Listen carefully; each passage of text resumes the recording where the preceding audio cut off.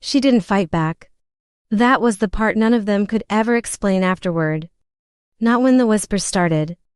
Not when the council called their secret meeting behind doors they thought were thick enough to swallow sound. Not when the poison found its way into her evening tea, and she simply set the cup down, looked out the window at the forest she had loved since childhood, and smiled. She smiled, and somewhere deep in the northern tower of Blackmoor Keep, behind a wall of shadow and stone, a pair of silver eyes watched every single second of it. He always watched. They just didn't know that yet. Let me tell you about Serafini Voss. Let me tell you about the woman they called weak. Let me tell you about the Luna of the Blackmoor pack. A pack with 3,000 wolves, 7 bloodlines, and more political venom than any den of snakes you've ever seen. Let me tell you about the woman they underestimated so thoroughly, so completely, so catastrophically, that the very act of underestimating her became the knife that cut them all down.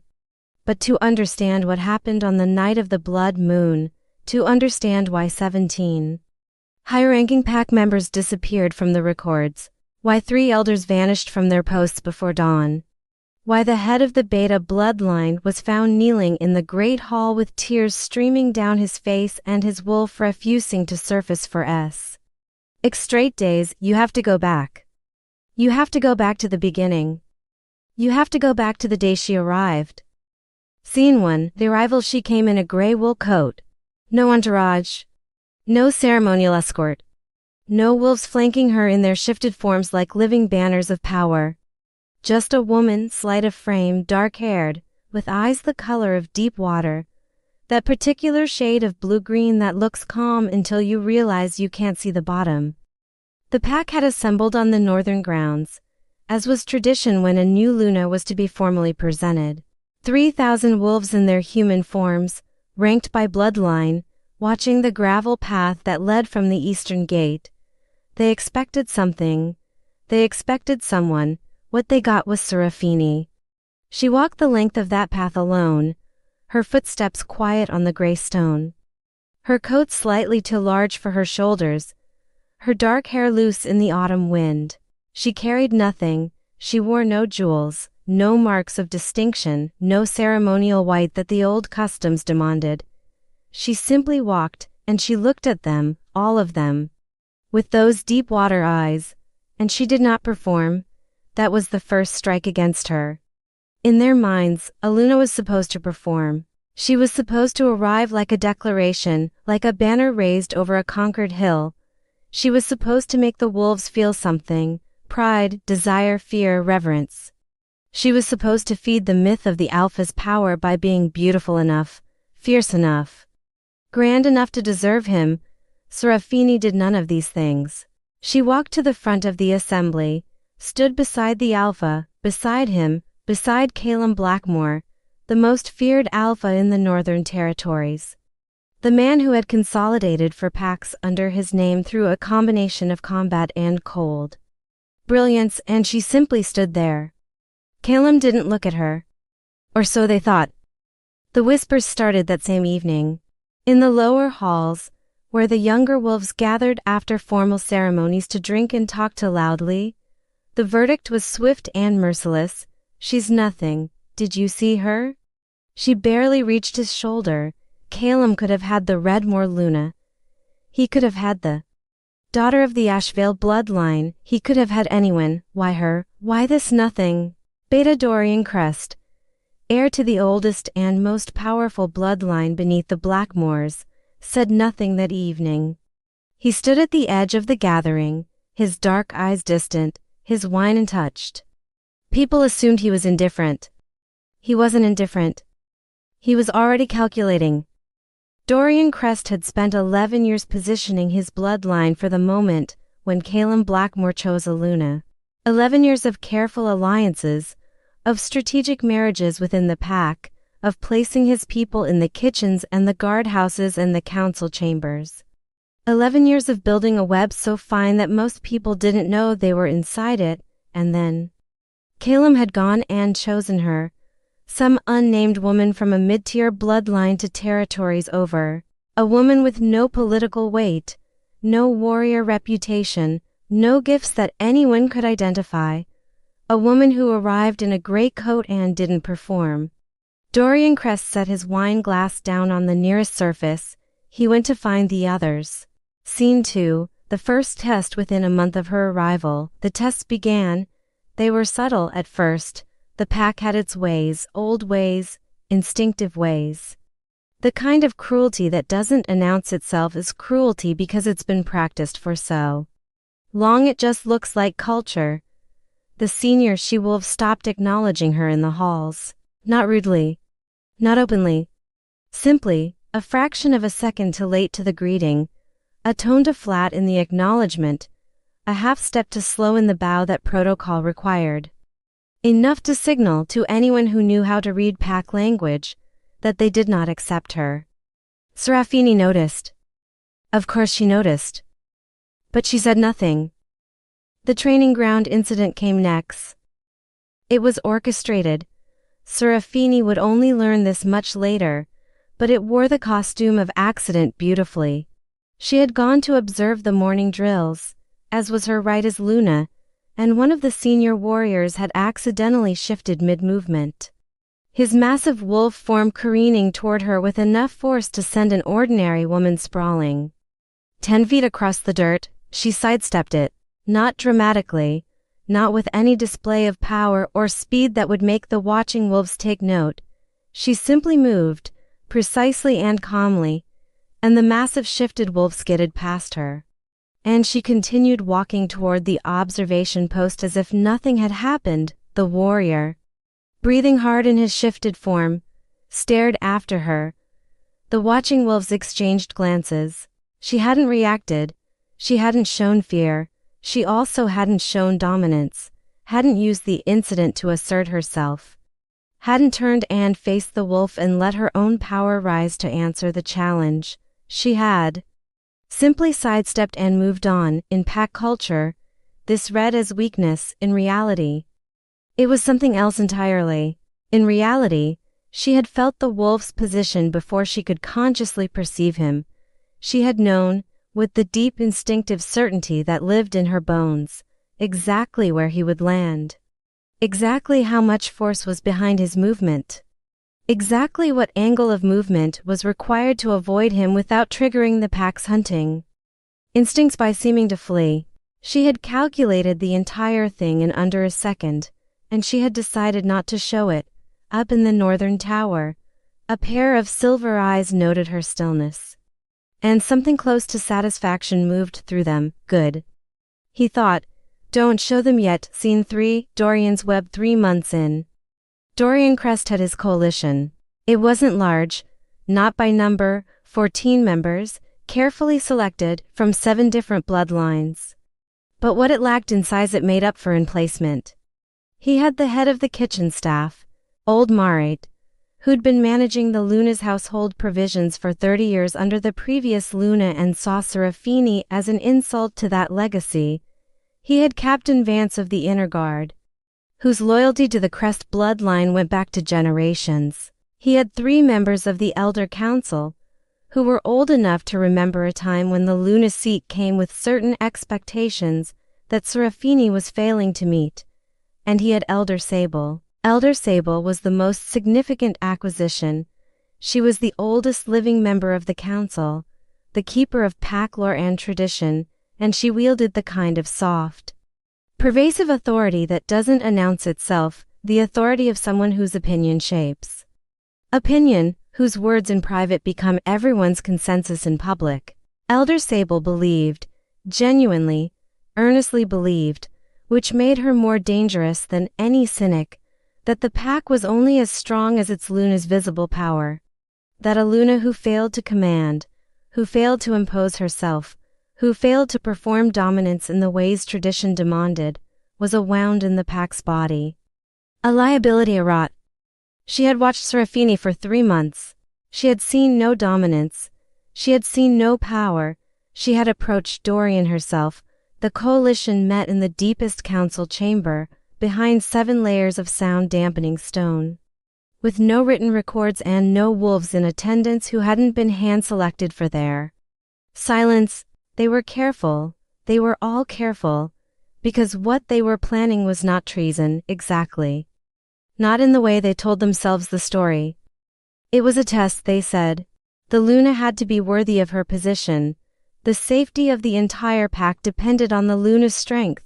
If she was truly as empty as she appeared, then the pack needed to know. The pack deserved a Luna who could stand. The poison was Elder Sable's idea, not a fatal dose. They told themselves this, and some of them even believed it. A measured quantity of Veilbloom extract, which was a compound that suppressed wolf abilities for a period of 12 hours, causing in the subject a state of vulnerability that should, in theory, trigger the survival instincts of any wolf with real power. A true Luna, confronted with the chemical stripping of her gifts, would respond, would fight it, would push back with whatever her wolf carried. If Serafini had real power, the Veilbloom would wake it. If she didn't, if she was truly the nothing they suspected, she would simply suffer the 12 hours of suppression with no dramatic response, and they would have their answer. They placed it in her evening tea. Old Marit measured the dose herself. Captain Vance ensured no other staff would be in the Luna's quarters that evening. And 14 people scattered to their various positions and waited. Scene 4, the evening tea. Serafini was reading when the tea arrived. She was cross-legged on the window seat of her private chambers, a position that the few servants who'd seen it found somehow undignified for a Luna, with a book open across her knees and her dark hair piled haphazardly on top of her head. She had changed out of her formal clothes and was wearing a simple dark sweater that was 2 sizes too large. The tea tray was delivered by one of the junior kitchen staff, a girl named Pip, barely 17, who knew nothing of what she carried. Serafini thanked her. She poured the tea. She lifted the cup. And then she stopped. She held the cup exactly halfway between the tray and her lips, her eyes drifting toward the window, toward the dark forest beyond the keep's walls. She stayed like that for a long, still moment, long enough that Pip, still standing awkwardly by the door with the empty tray, began to worry that she'd done something wrong, and then Serafini smiled. It was a small smile, private, almost, the kind that belongs to a person who has just been told a joke that only they can hear. She set the cup down. "Thank you, Pip," she said, "you can go." After the girl left, Serafini sat for a long time, looking at the cup.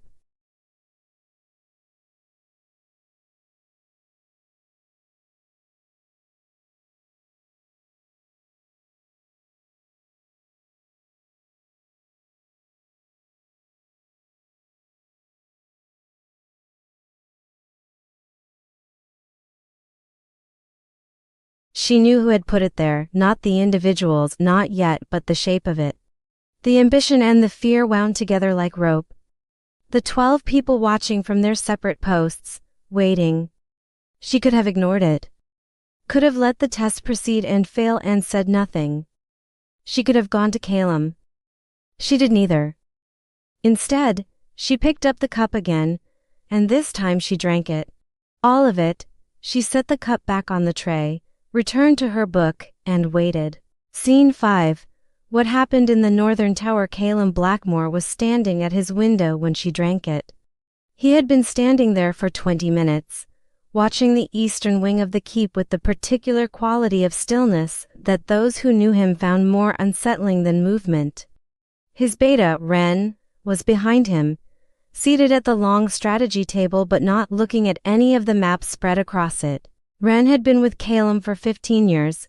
He knew that stillness. She drank it, Calum said. His voice was flat, uninflected. Wren closed his eyes briefly. "You're certain?" Marit just signaled a pause. She drank all of it. Another silence. "Longer, my lord, if we do nothing."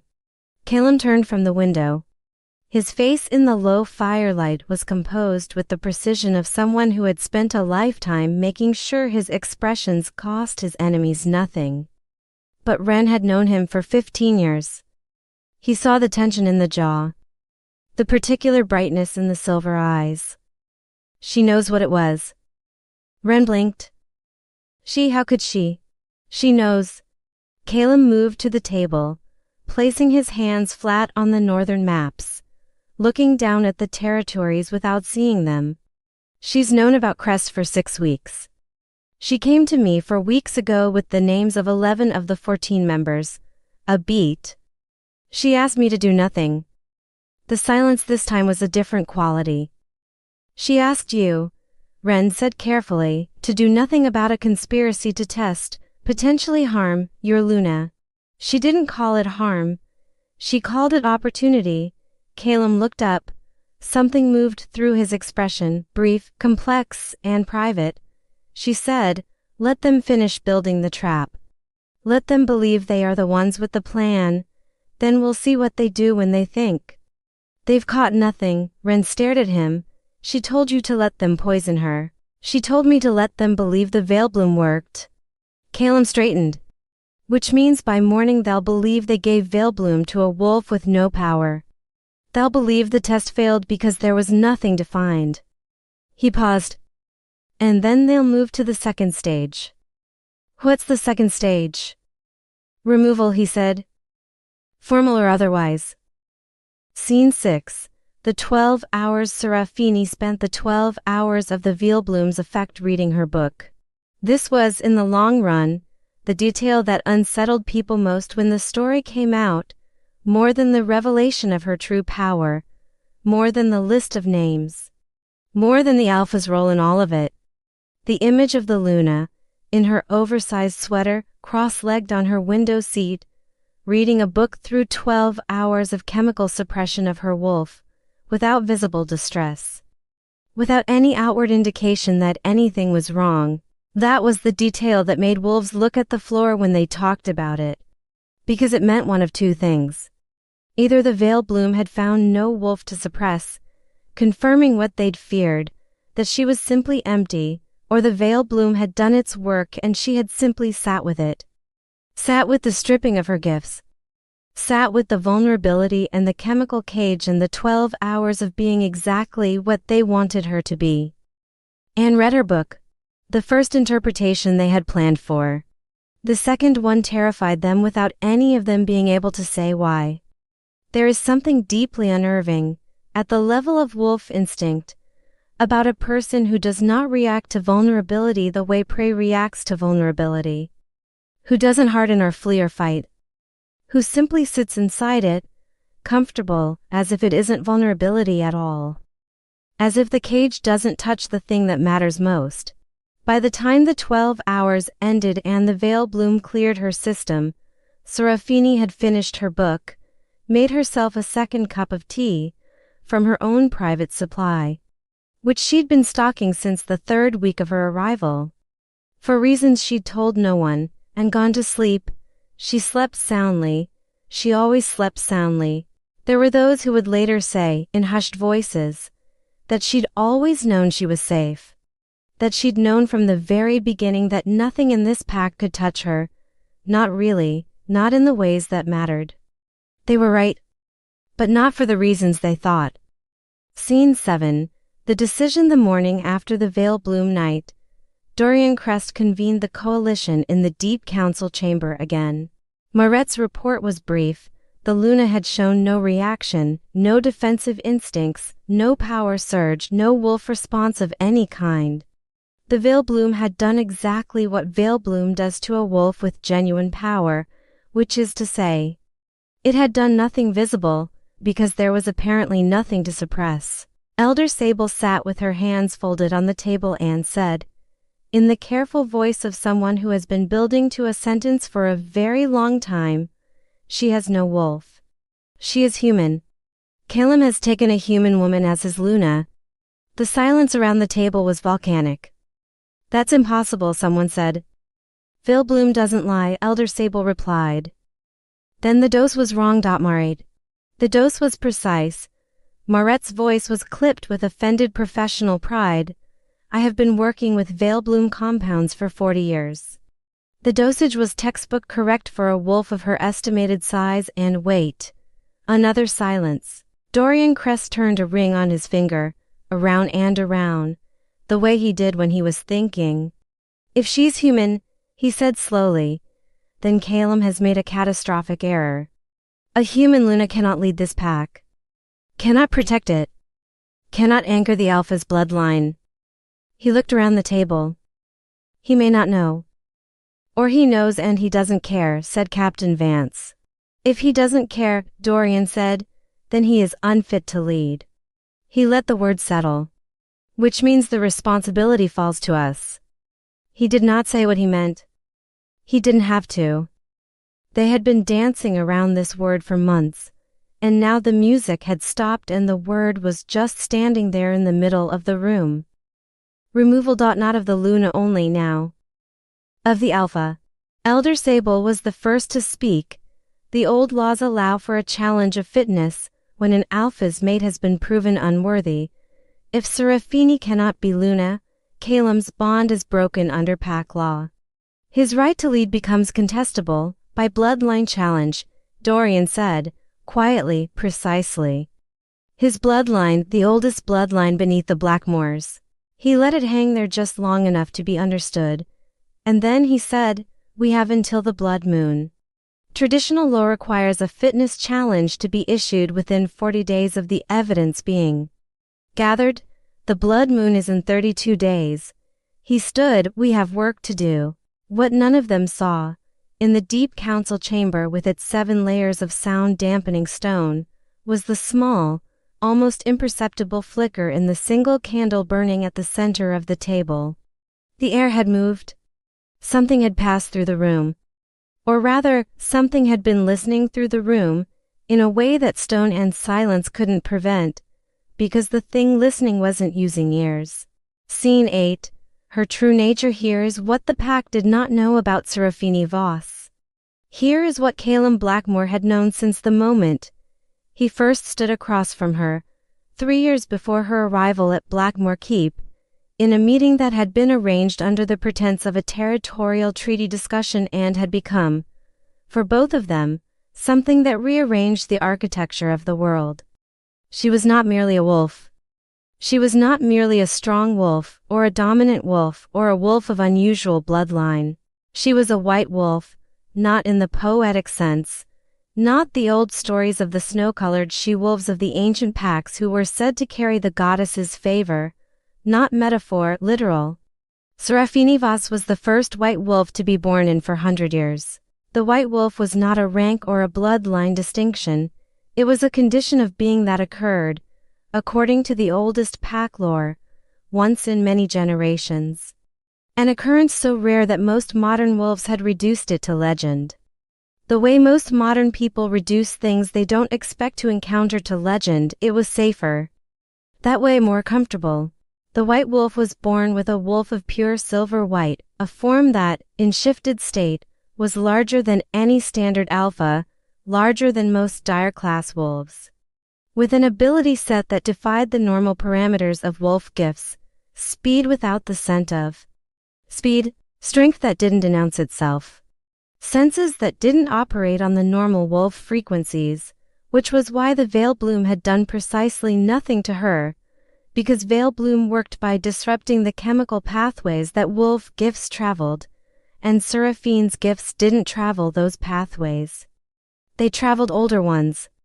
The white wolf was also, in the oldest lore, the natural mate of the alpha whose bloodline carried the black, the dark counterpart, the balance point. Calum Blackmoor's shifted form was pure black. They had recognized each other across a treaty table, over maps and formalities and the polite violence of political negotiation, with the wordless absolute certainty of a thing that was simply true regardless of whether either of them had been ready for it. He had come to her privately afterward and laid out the reality with the directness that was his primary characteristic. You know what you are, he had said. Not a question. Yes, she had said. Your bloodline has hidden it. For my entire life. They were right too. He had been standing at the window of the treaty house, looking at the northern territories that stretched beyond it, and when he turned to look at her, his silver eyes had carried a weight that she had understood without translation. If the wrong factions know what you are before you are established and protected, they will move against you before you can defend yourself. She had studied him for a moment. You're proposing to use the perception of my weakness as a shield. I'm proposing that we let them believe the shield is empty, he had said, until the time comes to show them what's inside it. She had thought about it for a long time. Long enough that the fire had burned down in the grate and the room had grown cold. They'll try to remove me, she had said eventually. When they believe I'm weak enough, yes. And you'll watch. Every second. And when they've shown their hands, then we end it. His voice had been very quiet. All of it. All of them. Every rot in the pack, every poisoned root, every bloodline that reaches for power it hasn't earned. We ended on one night, in one motion, permanently. She had looked at him for a long moment. That's a very cold plan, she had said. It is. It requires me to walk into a situation where people want me dead and do nothing about it. For a period of time, yes. And you trust me to hold, she had said. Not a challenge. A verification. I trust you more than I've trusted anyone in my life, he had said. And then, because he was Calum Blackmoor, and he had not reached 32 years in power by being imprecise. And I trust that you know what you are. And that what you are cannot be threatened by anything this pack will manage to throw at you in the short period before we act. She had been quiet for another long time. 32 days from the blood moon, she had said. The fitness challenge provision. Yes. They'll use it. They're already building toward it. Dorian Crest has been constructing his coalition for the better part of a year. His voice had carried a particular flatness that she was beginning to learn meant something deeper than calm. He's been very careful. Very thorough. But not thorough enough. Not thorough enough, he had agreed. And they had stood in the cooling room and looked at each other, and understood each other perfectly. It was the moment she had decided she would follow him into Blackmoor Keep wearing a gray coat and nothing else, and let the pack think whatever they would think. Scene 9. The blood moon. The night the blood moon rose over Blackmoor territory, Serafini was in the great hall. She was there alone, or appeared to be alone, which, as events would demonstrate, was a distinction the pack had consistently failed to appreciate when it came to her. Dorian Crest entered first, then Captain Vance, with 6 guards at his back. Then Elder Sable and the 2 remaining Elder Council members of the coalition. Then the rest, all 14, filing into the great hall in their formal bloodline colors, which was the old tradition for a fitness challenge, which told Serafini that they had decided to do this formally. That they believed their position was so secure, their evidence so airtight, that they could afford the openness of tradition. She stood at the far end of the hall in a white dress, the first time she had worn white since her arrival, and watched them come. Dorian Crest stopped at the prescribed distance and read the formal challenge in the old language. His voice was steady. Practiced. He had clearly been rehearsing this for weeks. The words filled the hall and then settled, and the coalition waited. And Serafini said, in a voice that carried without effort to every corner of the stone room, "You have come to challenge the fitness of your Luna." "We have," Elder Sable said. Her voice was sorrowful, genuinely sorrowful, in the way of someone who believes they are doing a painful but necessary thing.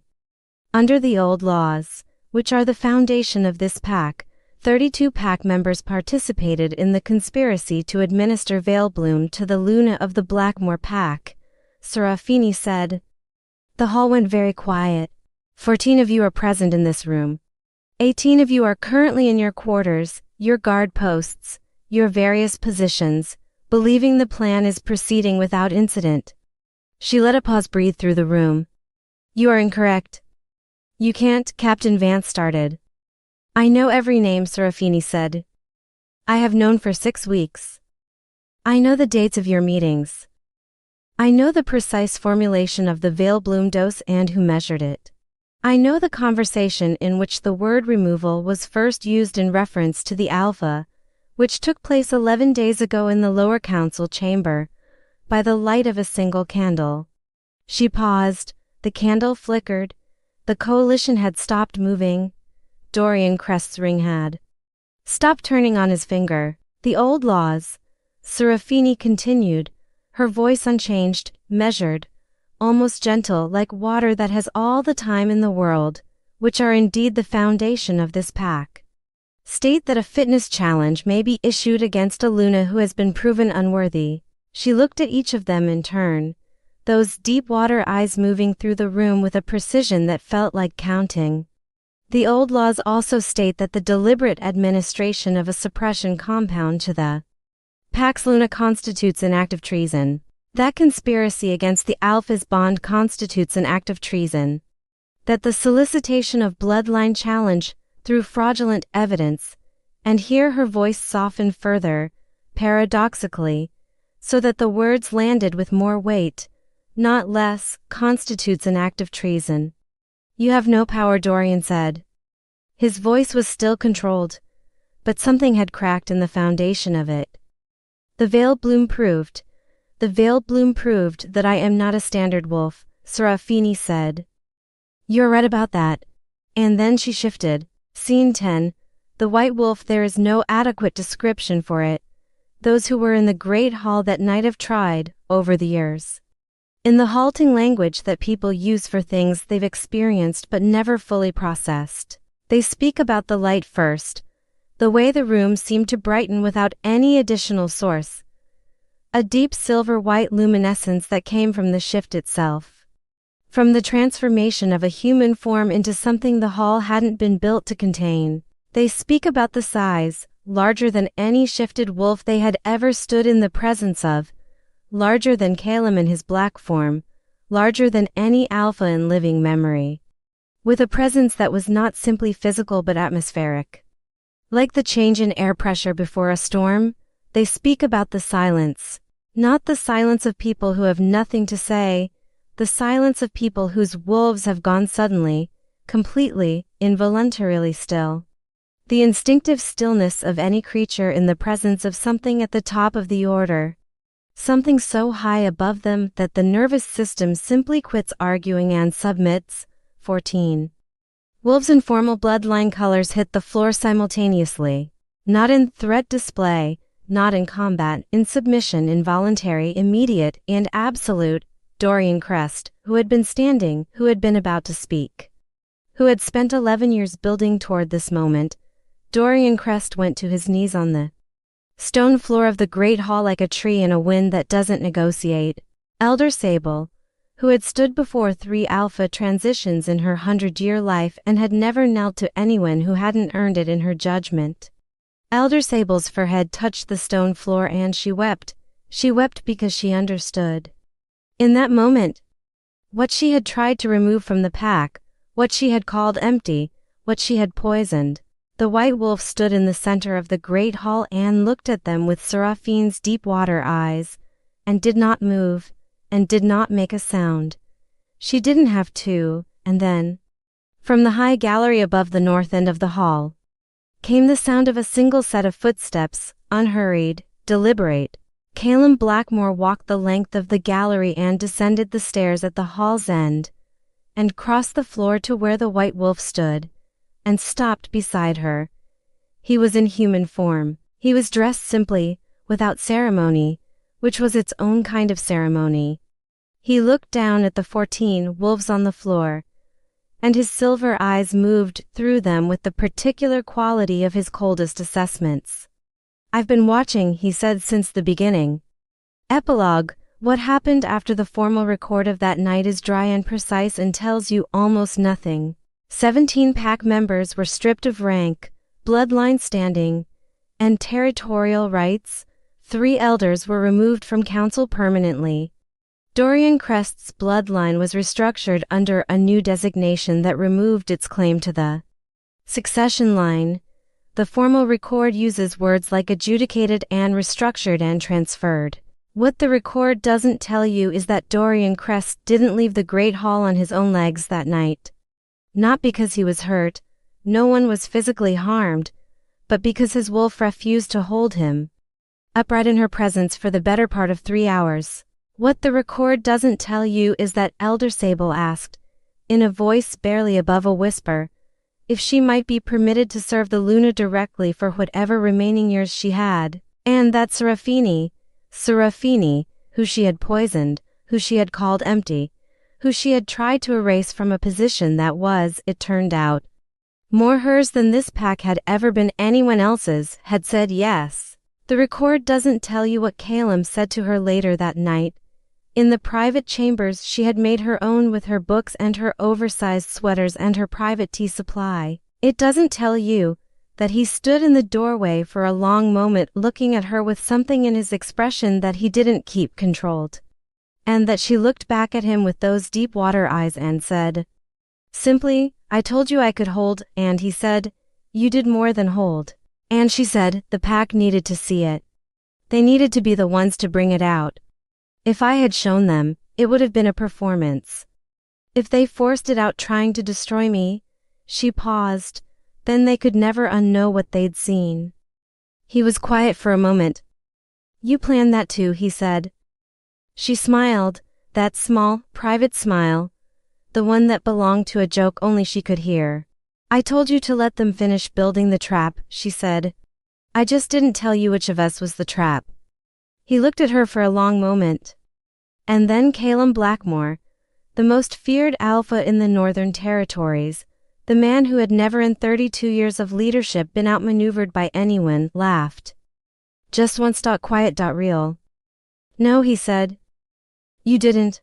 The pack never forgot the night the blood moon rose over Blackmoor Keep, and the Luna they had called weak showed them what lived in the deep water. They never tried to remove her again. In fact, for the remaining 40 years of her reign, no one in the 5 territories consolidated under the Blackmoor name ever forgot the particular quality of those eyes. The color of the deep water. The kind that looks calm until you realize you can't see the bottom.